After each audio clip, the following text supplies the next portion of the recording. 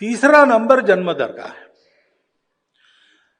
अब उसके बारे में आपको प्रचारक को नहीं पूछना चाहिए वास्तव में, परंतु पूछा है आपने तो दुनिया में सब शास्त्र कहते हैं, विज्ञान,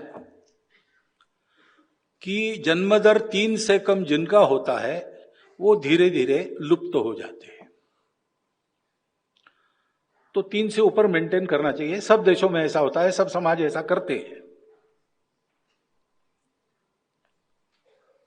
दूसरा, डॉक्टर लोग मुझे बताते हैं कि 3 संतान होने से बहुत देर नहीं करना विवाह में, और 3 संतान होना, इससे माता पिता का, संतानों का, तीनों का स्वास्थ्य अच्छा रहता है।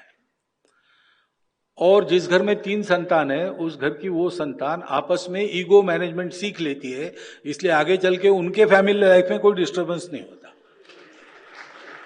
ये डॉक्टरों ने बताया है, मैं तो जानवरों का डॉक्टर हूं, उधर ये विषय ही नहीं है, तो मनुष्यों के डॉक्टर मुझे ये बताते हैं। प्रत्येक नागरिक ने ये देखना चाहिए कि अपने घर में 3 होने चाहिए। ये देश की दृष्टि से कह रहा हूं। दूसरा, एक कंसर्न भी है, जनसंख्या एक एसेट है, बोझ भी हो सकता है, कल खिलाना पड़ेगा ना सबको, तो उसी के लिए पॉपुलेशन पॉलिसी रिकमेंड करती है। तो दोनों तरफ से जनसंख्या नियंत्रित रहे और जनसंख्या पर्याप्त रहे, तो 3 होने चाहिए। 3 से बहुत ज्यादा आगे बढ़ना नहीं चाहिए, उनकी परवरिश वगैरह ठीक होने की दृष्टि से। ये सब लोगों ने स्वीकार करने वाली बात है। जन्म दर कम होने की बात है तो वो सबका कम हो रहा है। हिंदुओं का पहले से कम था तो ज्यादा कम हो रहा है, बाकी लोगों का उतना कम नहीं हो रहा था, तो आज उनका ज्यादा दिखता है, लेकिन उनका भी कम हो रहा है।